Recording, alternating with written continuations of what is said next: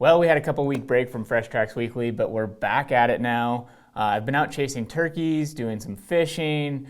Some of it we called work, and then some of it was just straight vacation. So it's just good to be out in the field doing a little hunting, a little fishing. 2 weeks ago, Karen and I were able to get out for a weekend hunt with some friends, chase some turkeys. We called in a few, which was awesome. The first one ended up circling around behind us, so unfortunately Kara couldn't get a shot, but I had a shot at 10 yards, so that was pretty great, filling my second tag of the season. And then Kara's turkey was also pretty fun. We had turkeys gobbling all around us, and some hens started walking by, and eventually this guy got close enough for a shot. After that, I then met up with my parents, and we continued to chase turkeys, explored some new areas, ended up finding a few more birds. We ended up roosting a tom, and it was just the perfect picture call-in scenario that you always want to happen, but never seems to actually work out. We set up in the dark. My dad let out a few calls. The tom flew down. He hammered back at his calls, came into 19 yards strutting. We got a show and everything. Unfortunately for my mom and I, we were set up a little bit away from my dad, and we didn't have a shot, but my dad had a clear view, so he got his first bird of the year, which is pretty awesome. That hunt happened so quickly that my mom kept joking that it takes longer to tell the story of the hunt than the time that the actual hunt took, which is probably true. Midday, we located another tom, and we tried a couple setups on, but could never coax him in. And I'm pretty impatient, so I just reverted to my spot and stock mode, ended up sneaking in and getting a shot. Funny enough, though, I completely missed the first shot, but he didn't know where the shot came from and ran directly at me, so I shot him super close on the run right next to me. Sometimes it just works out that way. But after that, we had some super cool encounters. We could never quite get my mom a shot at a tom, but I had a ton of fun exploring some new areas with them. It was good to just hang out with my parents for a while. Right from that hunt, we rolled into a quick shed hunting trip, met up with Kara and a few of our friends, and didn't find a whole lot of sheds. I found one smaller shed, but not skunked, so that was a win in my book. And then we did our crew hunt, which was super fun. We had everyone in the office except for Michael, who we need to publicly shame for not coming on the turkey hunt. He was busy editing Anything Goes episode, so he didn't make it, but everyone else in the office, we went out and chased turkeys, and it was a blast. Jason and I ran cameras the whole time while Blake, David, and Nicole hunted. Randy still wasn't quite okay to shoot a gun, so he was just there for the team building and moral support aspect. I have no idea what I'm supposed to do. They said to get out and gobble, so. Do loud noises. Okay. I feel like they definitely would have responded if they were here. I thought it was great. David, he passed on. He's a trophy turkey hunter too. He passed on four jakes yesterday, right? Yeah, I didn't want to shoot him in the back of the head. So we laughed a lot, had some good food, we killed some turkeys. I won't go into the stories too deeply because we're going to have some videos coming up soon of that hunt. Anyway, a lot of turkey action this year. I'm ready for some bear hunting now, which will be coming up shortly. Karen and I also did manage to get out for the first time of the year in the boat and went out fishing. I caught my biggest walleye to date, which was really exciting. We also caught a few bass, a few trout, but Michael has a lot more going on in the realm of fishing, so we got to go check in with him. Welcome back to the Fishing Corner, everybody's favorite segment of Fresh Tracks Weekly. I know it's everybody's favorite. We're back. It's been a few weeks. So happy to have you guys here. First and foremost, all things fishing. Anything Goes, our first episode, Lake Trout, went out this past Monday. You guys should check it out. And we're also doing a giveaway with it. So we're giving away a rod and reel combo and this right here, this custom Big Hank Yeti bottle. The only place you can get it is right here. Like, you cannot get this anywhere else. It's a big deal. So the way you enter to that is, I'm sure Marcus will put a link to the Instagram post, but basically go watch the video, come back to this Instagram post, tag your fishing buddies, and tell me what your favorite moment was. We'll pick a winner for that next week. Next Monday, Carpin, episode 2 of Anything Goes, comes out, and I really want to push everybody to go watch it. It's some of my most favorite content I've made out here in the West with my boy Marcus, working for Fresh Tracks. Man, it's a great time. We had a blast. So yeah, I didn't show up to the crew turkey hunt. Sorry about that. It seems like you guys did fine without me, one. And two, I'm, like I said, really excited about the Anyfin stuff. I was busy working on that last episode, which I think is one of the coolest episodes out of the 3. So that's my excuse. Anyways, so now we got all that out of the way. I'm going to tell you a little bit about what I've been doing the past couple weeks. 2 weeks ago, I think was the last time we had one of these. Headed out for a nice long weekend with my girlfriend Cassie, per usual. We did some bass fishing. We got some good clips for you guys to see right now. Oh, you didn't want to show it to the camera? Oh, sorry. That's okay. So, You need a new bait? is it gone? They sink. The Yamasinka? Oh yeah. There we go. Nice! Oh! There's just freaking wacky worms flying all over the place. A jerk bait, wacky worm, and some crankbaits were kind of getting the job done. Cassie, first time ever using a jerk bait. If you've ever used one before, it's a good time when they're eating it. Yeah! Watched him eat it. Nice, Cassie. Last weekend, went to the fabled Henry's Fork on like an impromptu trip. It was kind of cool. We roughed it, made friends with some new guys, and fishing was medium. Water level was a little bit high for my liking, but we thought we could get some on. We got some on streamers on the bank. We got a few nymphing, high water kind of nymphing tactics this time of year. Wire worms, worms in general, rubber legs, black leeches.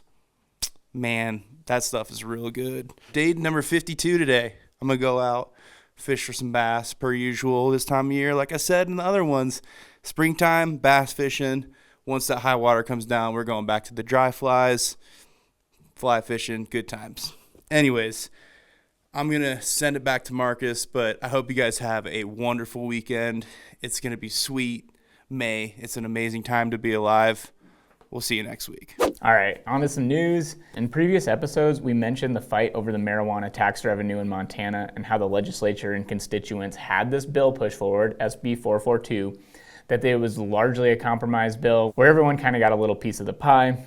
Well, that bill passed the legislature with 130 out of 150 lawmakers in support, but right before the Senate adjourned for the session, Governor Greg Gianforte vetoed the bill.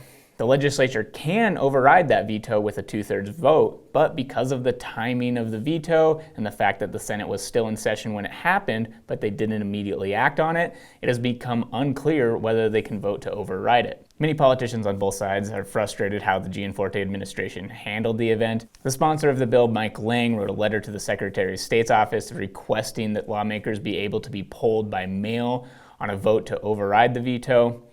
A letter was also sent to Secretary of State Christy Jacobson requesting that they poll the members of the legislature that had over 2,500 signatures from supporting Montanans. We'll keep following the story to see how it progresses, if they'll actually get a vote to override the veto. In Washington state, 3 new gun laws were recently signed into law by Governor Jay Inslee. The first is a ban on the sale, distribution, and manufacture of over 50 types of semi-automatic weapons. However, it does not affect those who already own those types of weapons. The second law will now require a 10-day waiting period when buying a firearm from when the purchasers first initiate the background check to when they can take possession of the firearm, along with requiring proof of having taken a firearm safety course within the last 5 years. And the third bill will hold gun manufacturers accountable for any negligent sales, which includes promoting conversions of guns into illegal products, marketing to children, selling to people prohibited from possessing firearms, allowing straw purchases, and selling to dealers who are known to act in dangerous or irresponsible manners. On both sides of this issue, we continue to see the typical debate that we've seen for years, and the National Rifle Association and the National Shooting Sports Foundation have already filed a lawsuit challenging the ban on the semi-automatic firearms as an unconstitutional measure. This will make Washington the 10th state to ban assault-style weapons. In Colorado, a case concerning stream access has been taken up by the Colorado Supreme Court, which could lead to a significant change in stream access in the state. We've mentioned this story in the past, but now that it's been added to the Colorado Supreme Court docket, we're getting closer to a conclusion. Colorado has notorious strict stream access laws where landowners can own different pieces of the river, including the surface of the water, the stream bed, and the water itself. But in this particular case, fisherman Roger Hill is suing several landowners, arguing that the land ownership does not extend to the stream bed. Years ago, Hill had been fishing on a particular hole on the Arkansas River when a landowner threw rocks at him and threatened him with prosecution for trespass. And then later, Hill's friend, while fishing that same hole, had an adjacent landowner discharge a gun in his direction. So the main decision that'll be made by the Supreme Court will be whether or not this particular spot on the Arkansas River was, quote, navigable for commercial use at the time of Colorado's statehood. If so, then it will be considered property of the state, held in trust for the public. Conservation groups are hopeful that if Roger Hill wins this case, that it could provide future opportunities to improve stream access in other parts of the state. American Whitewater, the Colorado Rivers Outfitters Association, and Backcountry Hunters and Anglers have filed an amicus brief in support of Hill in this case. A recent study published in the Journal of Animal Ecology looked at mountain lion predation on feral burros and has been making some controversial claims about the impact on ecosystems. Largely, state wildlife managers have considered wild horses and burros as being an invasive species, having negative impacts on the ecosystems, trampling and consuming vegetation, outcompeting and displacing native wildlife like pronghorn, bighorn sheep, and mule deer. But the researchers in this new study are making claims contrary to that ideology, saying that with mountain lions as a natural predator to burros, it could replicate ancient roles of a healthy predator-prey relationship. They put a total of 24 trail cameras out at different water sources, looking at the difference between water sources near campsites with high human presence and then water sources in more remote areas without human presence. Looking through these trail camera pictures, they found burros to be much more active near the high human traffic areas due to humans likely displacing the lions, while the burros were only active during the middle of the day in the more remote areas, with the theory that they're avoiding lion predation at night. So with this information, they went on to make the claim that when lions are around, they trample less vegetation around these water sources, but then they also made the claim that when lions were absent, the excess trampling of the wetlands was actually a good thing because they made it easier for other animals to utilize the water source. It almost seems as though the researchers found a way to spin the presence of burros into a positive no matter the circumstance. The paper has been met with some heavy skepticism, stating that the researchers make some pretty wide claims without a lot of evidence to support it. This kind of reminds me of a previous paper talking about trophic cascades on wolves in Yellowstone, making the claims that wolves change rivers through their predation, changing all of the dynamics down the line. Predators undoubtedly impact ecosystems, but the blatant statements of widespread effects are hard to buy into with all of the complexities involved. But this serves as a great segue into our deeper dive where we are discussing non-native versus native species. What does that mean exactly, and why do we care? What are you going to buy? I'm buying a pellet gun. I'm shooting all those collared doves, those Eurasian collared doves No that limit. coo out in my yard. They're pretty good. I'm going to grain them in. I'm just going to bring a pile of corn or grain, and I'm just going to boom, boom, boom. Starlings too. I wonder No. how good starlings taste. I don't know. They don't look tasty. I think They don't look tasty. But the neighbors would probably get mad at me if I shot starlings, and they'll probably get mad at me if I shoot Eurasian collared doves, but that falls under the category of I don't give a damn. Your neighbors like the starlings? I don't know. No, I haven't asked them. They like opposed, birds. probably. Yeah. I mean, I like birds, but I don't like invasive birds. yeah, so that's the topic of today's deeper dive is invasive, well, and also non-native. And I think those two terms are not always the same. And it kind of depends, everyone defines everything differently. But so there's non-native species, both that we hunt and don't hunt in terms of wildlife, fish, plants, whatever. And so I think a lot of people lump them into either non-native or invasive. And I think the basic premise is if it's invasive, it's like easily adapts to an area and just takes over and is often considered detrimental. Or non-native is more subjective, and it's kind of like, well, we kind of like them, or some people kind of like them, other people might not like them, and that's where it gets like super interesting. And there's like a lot of cultural influence that we just decide what we like in an area. Yeah, I'm a complete hypocrite about it. So is Michael when it comes to fish. Oh, yeah. I love fishing for non-native species. So do I. Yeah. Me too. And we've talked about that a bunch in the Anyfins episodes, where the Anyfin Goes fishing series, where, some systems are so altered that it only makes sense for the non-native species to exist there, or, largely. It's just a totally different system. And it's just when you dam rivers and temperatures increase and the habitat changes, that's just the way it is. And so it's either that or, we can't have the native fish species living in those areas. Yeah, and there's some examples. Everybody here likes to turkey hunt except for Randy. And those are not native to Montana, right? Yeah, they're not native. But then, do you know anyone who is, super mad about turkey? And maybe some people who live in, towns, they're, annoyed by them gobbling and crapping all over their sidewalks. But I don't know. That's an example of one that, largely people are okay with. And it doesn't seem to, impact, at least not that we're aware of currently. There's no, major implication to, habitat or another species that turkeys are, messing with. Yeah. So we decided that's okay. Yeah, I don't it's know. Or they're taking the bugs away from some sort of other bird. Yeah. They're out there crushing bugs, stealing all the farmers' hay. Love grasshoppers. No, well, so another example of species that has adapted as we change to agriculture, like the ringneck pheasant. Yeah. So those things are everywhere, and largely people love them. But they've kind of just filled in that niche as we changed it, Right. We created an artificial habitat, Yeah. which is not very conducive for the native species that were there. Mostly the prairie chickens, the sage grouse, and sharptail. Yeah. And Although the sharptail, interestingly, have done a much better job at adapting and utilizing agriculture. Like you'll find them, they feed in grain fields all the time. It's funny, my dad and I were talking about this the other day about running into sharptails just out in the native prairie, and it almost felt weird because we were so used to seeing them in CRP fields close to grain, feeding on grain, and it's just like, oh no, this is actually their native habitat. Like this is where they used to be more often, but they still exist in those areas, but just at lower densities, and they just really adapted well to agriculture. Where sage grouse have completely failed at adapting. They're not Just doing great, right? Right. They're not doing great. I mean, they're doing okay where there's really good intact habitat of sagebrush ecosystems that are still in good shape. Then that's not happening a lot, right? Well, there's some.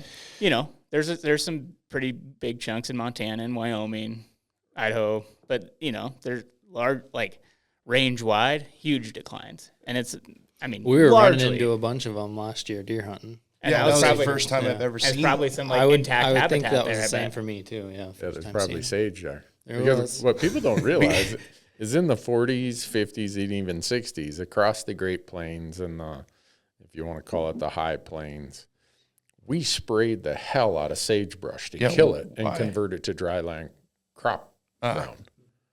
And so when you wipe out that much sagebrush, you're going to have an impact on native species like pronghorn, like sage grouse, like all the things. We probably don't even know all the impacts we had, but that's the human element of saying, well, we kind of have the mechanisms here to do this stuff, and we do it. And when you say pheasants, I love eating pheasants. Oh yeah, I'm so excited about the work that Pheasants Forever does in these altered habitats that I had Howard Vincent, the CEO of Pheasants Forever, on the podcast that'll air here pretty soon, because they've been doing amazing work for conservation within the confines of humanly altered landscape. Oh, for sure. And Pheasants Forever is an interesting example because they've expanded out, to Quail and all kinds of stuff. Well, yeah, and even sage grouse, and so they'll do habitat improvements for straight up native habitat that might not be prime ringneck pheasant habitat, but it's going to be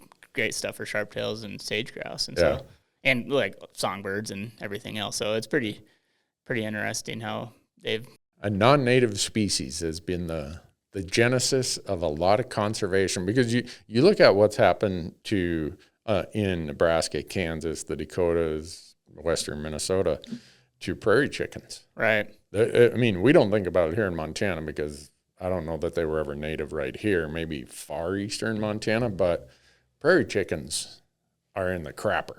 Oh, yeah. You talk about, loss of the vast majority. Wait, when you say prairie chicken, is that what they're actually called? Yeah, the greater and lesser prairie chicken. Yeah, there's two different Learn subspecies. something new every day. Yeah. And I'm not as familiar with that story as much as I know that habitat loss is the main thing, though. I mean, there's just virtually no habitat in a lot of their historic range. Yeah, I was in Kansas on a whitetail deer hunt, and I flushed 2 prairie chickens. Oh, that's cool. And the camera guy must have thought I had won the lottery or something. Man, I was hooting and yelling. It was the first wild prairie chickens I'd ever encountered. Wait, so are they just like a grouse-looking bird? Yeah. Yeah, they look similar to Gotcha. This different I'll have to colors. Google it later. Yeah, look up a prairie chicken dance. It's pretty sweet. Yeah, so that's suffered from human activity. But in the waterfowl world where Jace operates, and in the fish world you operate, Michael. I mean, almost every fish that I fish for is non-native. Yeah, you fish for cutthroat, but not a lot. Yeah. I mean, out of all the days last year, there's a handful. Right. 5. 6. Wow. Yeah. And yeah, so rainbow trout's like one of the super interesting ones because there are a handful of places where there's like the Columbia red band one is native. There's a red band one up in the Northwest. And there's a few places where they are native, but largely I feel like you could classify them as an invasive species. But then most people and fishing cultures love them, and so we manage for them, and we like them, and they filled this niche where the cutthroat used to live largely, and they're the dominant species now. But we like them and manage for them. Even walleyes and pike So we've talked about that in the past, but the interesting ones for big game species, the big one, south of us would be wild horses. Although, you know what I love this. I looked up on the Montana Field Guide, Montana FWP, I think it's FWP that puts out that field guide, but they list them as feral horse. Yeah, there we go.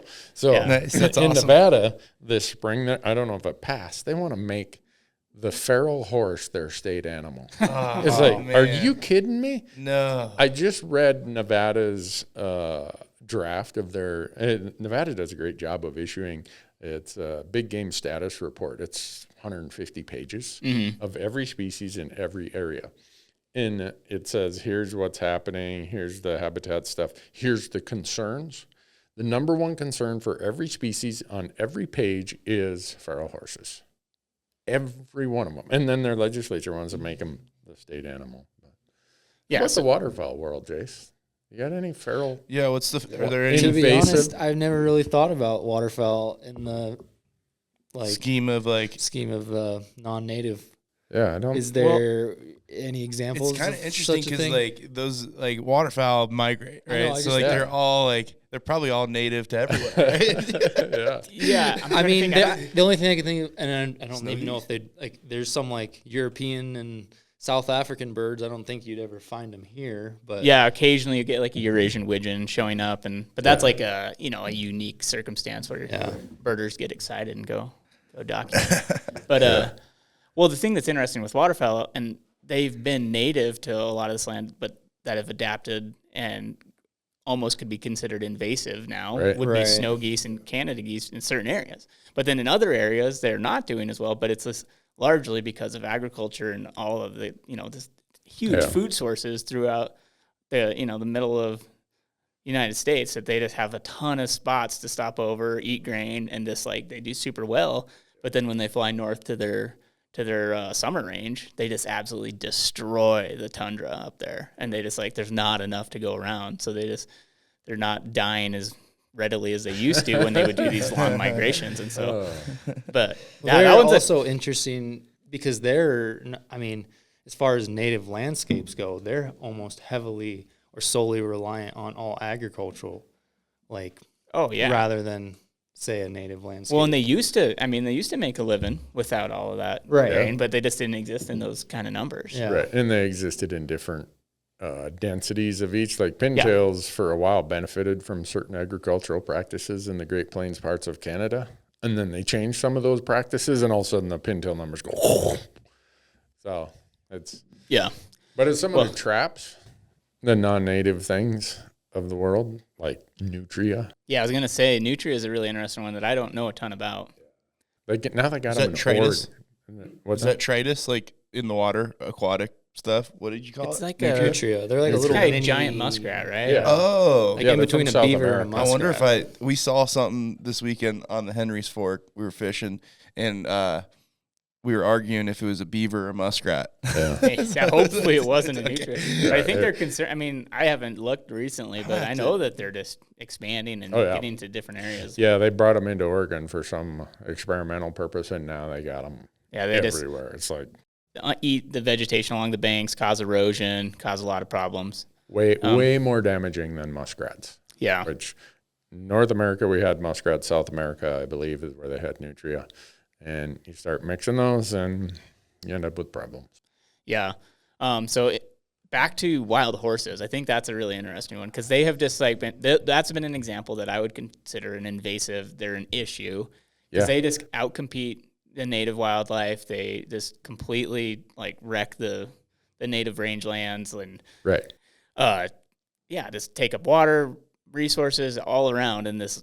I don't know. That's a tough one because No, it's not a tough one. Yeah. well, but I It's mean, not talk tough. about you know more about this than I do. But what is it? The Wild Horse and Burro Act of and that's 1974, Yeah. I think it was.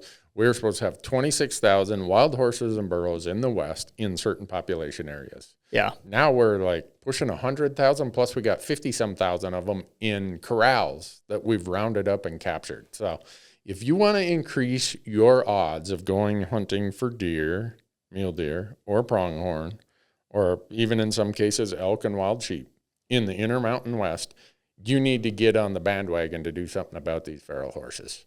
Yeah, and that one's super tough because of cultural influence, and people love horses. They view them as a pet. They're just like this cool looking animal out there on the landscape, and then it's like they know enough to love them, but not enough to know how much like harm they're really doing. Yeah, and a lot of people think these are like the old Spanish horses that came over. Most of these are just horses that people are like, oh man, I didn't realize they'd be this much work. They just let them go. So there's And then like they just breed like crazy. Yeah. You know. And I admire these horses for being able to make a living in such a harsh setting. It's fascinating when you look at them just as a species that's trying to adapt. But when you look at the bigger picture, it's like, let's get rid of these things. Let's just Open season all year. Let's do it. Michael for president. No, I'm serious. Like, because other countries eat horses, right? Oh yeah, Like, it's a cultural thing. Yeah, strip away like all the cultural or like feelings you have. You know? Yeah. Let's do it. It's food. Really what people are making an affirmative statement when they're advocating for feral horses is, I value, my feelings for feral horses are way more than they are for our native wildlife. That is what they are saying, either implicitly or explicitly. Yeah.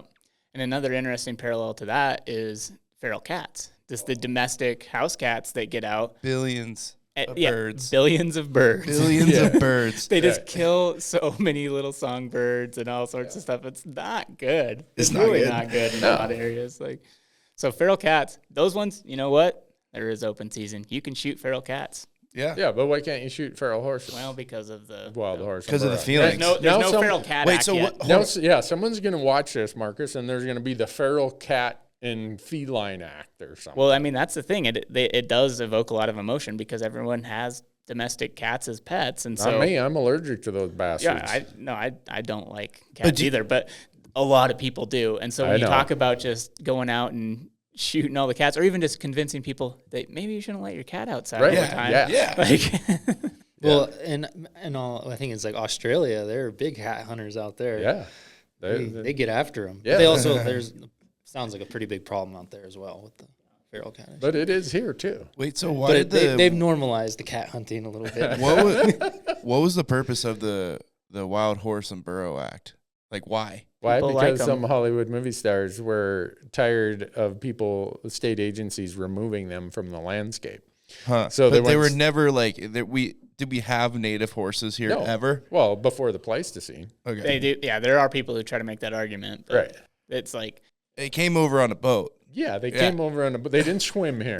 They didn't cross on the Bering Land Bridge. They didn't cross across the Arctic frozen ice. well, and the problem is I mean, occasionally, but virtually no predators for Zero. them.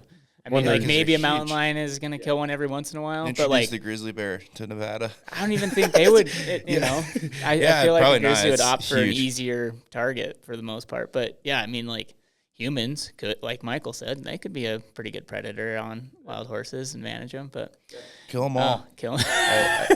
Quite honest, I mean, I'm to the point of seeing what has happened to our native wildlife and the long-term damage to the landscapes those native wildlife need because of horses is going to take centuries to recover because those are very fragile landscapes.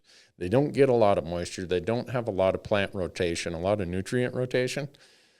Those landscapes where those horses are living are altered for at least 100 years or longer. Yeah. Yeah. My like mindset on this totally changed when we were on that Ray White hunt and in Nevada and like we're like set up on a water hole. It's like 95 degrees out. It's so hot. I'm like chugging water. I'm watching a pronghorn like struggle to get to some water and then just 3 horses come out of nowhere and just run them off. Yeah. It's brutal. Yeah, I've seen that happen so often, especially with pronghorn. Yeah. They got no chance. Yeah. But anyhow, back to those Eurasian collared doves. I eat those suckers. Yeah, they're good. And I would eat horses too. If they'd give me a horses are delicious. yeah, I would eat it. I mean, we'd have a big, equine barbecue here. Throw them in the crock pot. Yeah. Well, put them out on a Traeger. Yeah. So the other big one is wild boar, which is a super interesting one. Yeah, And we probably have them in Montana right now. Like I think they're so. It sounds like they're coming. I'm going hunting them. From Tell me where. north or south of us? Or From Canada. Yeah, from Canada. So they've been in Canada for a while now, and they're this they're going to come in from Alberta. Nobody cares about soon, shooting or those by the Saskatchewan. boatload. No. Well, the thing is that they do in certain areas. And so it's like, even though they're largely invasive and they wreck stuff, there's now industry for them, like in Texas and California. If you look up a pig hunt, if they were really that big of an issue, you wouldn't be charged a bunch of money to go on a pig hunt. So there's very few come to my ranch and shoot all my pigs type of situation. It's like, oh no, we're gonna market this and we're gonna make money off of it. Well, if you live in Montana and you see one, shoot one, and if you get in trouble, I'll pay your fine. Well, that's the thing that is interesting is I forget what it is, but I'm pretty sure some states have come out and made it illegal to hunt them for the sole purpose of because they don't want industry forming around it. Because as soon as you can hunt them, then there's now a value associated with it. And so private landowners or whoever will just start advocating well, I can make money off this, And so I think that the most effective way it sounds like is you systematically go in and remove them. You go in and you trap the crap out of them and you just take them out of the landscape. But even then it's hard to actually knock them back. So that's an interesting one. It'll be interesting to see what Montana does because it's coming. It's going to happen. They're coming. I'm going to start an organization where we pay bounties for anyone who brings in a pig hoof or something. I don't know though. I feel like the bounty system. That's a good podcast topic because there's the Foundation for Fish and Wildlife Management or whatever that's paying out of Idaho. Yeah, so they're paying bounties on wolves. So that's you don't like it. It sounds like I don't know enough about it, but my gut tells me I don't like it. Because it's selling of wildlife or against the North American model? I don't know. I just feel like I don't know. It'll be interesting. I think it's a really interesting topic. We should talk about it. I need to research it is really what I need to do. Research Utah paying all that money for bounties also for coyotes. Yeah, no. Because they're the only state that does it. No, it's interesting. And I think I don't know. I think they're trying to make the landscape a better place. They're trying to help ungulate populations, but it's just is this the right way to do it? I don't know. And I don't know. It's a very interesting topic and one that I need to research more. I think when it comes to invasives, if you were to categorize where the most invasives live, I think aquatic invasives are probably as high as anywhere. You look at the Asian carp on the Ohio River and places like that. You look at all the invasive species in the Great Lakes. Maybe it's because we what's that? It's just they're super easy to transport as well. Right. And they're very adaptable. And I think we like to eat a lot of them. People even keep fish for pets. Whatever, I guess, if you want to. And so we end up with a lot of movement of aquatic species that create a lot of problems. Oh, for sure. I was also talking about aquatic vegetation, zebra mussels, stuff like that. Oh yeah, that's a huge. That's what I meant by transporting, gotcha. Not so much the fish. Yeah, I mean that states are now very worried about that. They have check stations for mandatory watercraft check stations. I know, pretty sure Idaho, Montana, and Wyoming at least, and only because I'm familiar. I'm sure it exists in other states, but I drove 4 hours the other weekend, got stopped 3 times. Yeah, good. Yeah, and I wasn't pissed. It was I was thanks for looking, but I guess a lot of people are not super cooperative. They're saying I just don't understand why. I mean, it's if you have them, it's not like you get in trouble. They're okay, it's an educational moment. We'll clean your boat and get rid of the. And they're usually looking for, at least in Montana, zebra mussels or Eurasian water milfoil. Yeah. Milfoil. That's some good stuff for some bass. I mean, there's a reason I go back to Minnesota every year, and I don't drag my boat back there. because Minnesota has a lot of these invasive things. And I don't want to bring them back to Montana. My boat, other than one trip to Wyoming, has never been out of the state of Montana. Yeah. I could, but I'm worried as hell about, I don't want to be patient zero bringing zebra mussels. Yeah. Well, and that's a lot of it's education of just like making sure you check. Like there's certain spots where that stuff usually gets, transported on boat trailers and on your props and stuff. And so just inspect, clean, dry, right? Yeah. Clean, drain, dry. Clean, drain, dry. And yeah, they said that I read a little article on that, and I think it was like less than 100 last year that they found, but they found that's Still, good. Yeah. We should put a dollar amount on what the cost of invasive species are. Yeah. Yeah, I don't know how Billions. you would. Oh, I'm sure. Billion. Yeah.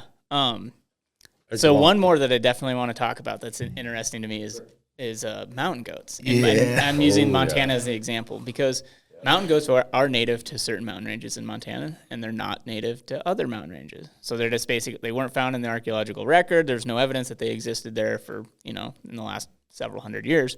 But now they're doing well. And interestingly, and maybe this is mostly anecdotally, but I don't think entirely, but it seems like the mountain goats are doing better in the ranges where they were not native, like the Crazy Mountains, the Absaroka Beartooth, throughout Yellowstone, the Gallatin Range, the Bridger Range, and less good in their ranges where they were native throughout, like the Bitterroot and all of that far western, northern Montana. And so what is going on there it's a super interesting question that we don't know the answer to, and are there going to be, my big question is, are there going to be unintended consequences from these mountain goats being in those areas? And I don't know. What do you think? History says every reintroduction or relocation of species has unintended consequences. So far, the unintended consequence rate has been 100%. So, well, I guess I'm will going it be to the level of us of having detrimental impacts on the things that we care about? Yeah, I don't know, and I've shot two mountain goats in areas where they were not endemic. So yeah, I love them. I think they're cool. I'm glad they're taking advantage of those habitats, but I do think over time we will realize there has been some change to. Yeah, and I think one of the big questions to me that I know that multiple people have tried to answer, and there's never been it's not like a hard yes or no, but like, are they impacting bighorn sheep populations? Because that's at least the big forward-facing species that they're going to overlap ranges with that we can think about anyway. And bighorn sheep, and they're very valuable to people. I mean, people put a high value on bighorn sheep. The tags are super hard to draw.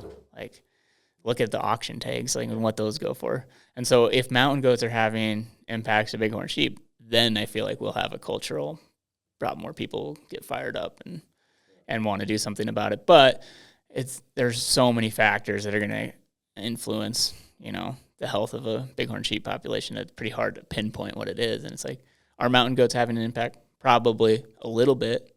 Is it a big impact? Who knows? Yeah. So eating all that grass up there, or the little grass that there is. Yeah, it's like, and then but that's the thing. It's like, I feel like winter range, there's probably some overlap on winter range, but largely no. Bighorn sheep are moving to the lower elevations while mountain goats are just crazy and living off these lichens up on the high mountain. They might drop down a little bit, but that's usually where it's like your funnel point where there's going to be more competition for resources. So yeah, and then so why did they this is kind of not Montana centric, but was it Oregon where they did like what Landseedle?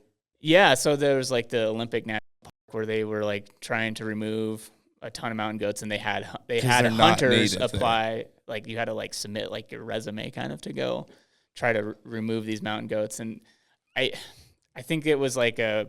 But why, I don't think they said that was a success or a failure. Really, they're like, yeah, we got some, but they didn't like go and get all of them. But what was the concern there? Like, that they're not native to this mountain range. I think some of that's like plant species. Like, I don't know. And then I think as National Park Service, they just kind of took a stance that like, we're going to try to manage for native species.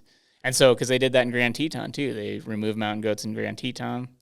They're throughout a lot of Yellowstone too, but Yellowstone hasn't taken a stance of like they haven't gone in and are gonna shoot a bunch of them yet. So I don't know. It's super interesting. Mountain goats I think they're like one of the coolest species out there, just where they live, the landscapes they live in. But yeah, maybe there's some unintended consequences. I would bet everybody listening has a non-native species within an hour drive of their house. Most likely it's a Eurasian collared dove. Yeah. Maybe in their backyard right now. Yeah. Oh, and then if you factor in plants, oh man, that's a whole nother. Yeah. Yeah. But anyway, I don't know. There's probably too many topics to cover in one podcast. We're already pushing 30 minutes here, but I don't know. I get fired up about this stuff. It's super interesting to just think about what could happen, what already did happen, because there's so many examples of the past of, things that we have done that we're like, oh man, why did we do that? And I'm sure that that's happening right now as well. Yeah. Like there are things that we are doing currently that are not going to have the outcome we hope. Yeah. We didn't even get to cheatgrass. Yeah. Oh man. My least favorite of all invasive plant species. But the non-native chucker loves cheatgrass. Yeah. There you go. Oh man, Michael, you running for office, man? You're on the right track with this. Get rid of those horses thing. So. Yeah. When's the next election next year? Yeah, I'll be running. All right. So vote for me. All right. Right in. The horses, all the wild horses will be gone if you vote for me. Good luck with that. There might be some more invasive species in our lake, though, like introducing some bass. And All right. stuff. Just kidding, guys. Just kidding. All right. I think that camera's about to hit its limit on recording. So thanks for watching and listening, guys. Oh, it did. It did hit its limit. Well, you can't see me right now. I'm invisible. See you guys. Thanks for watching.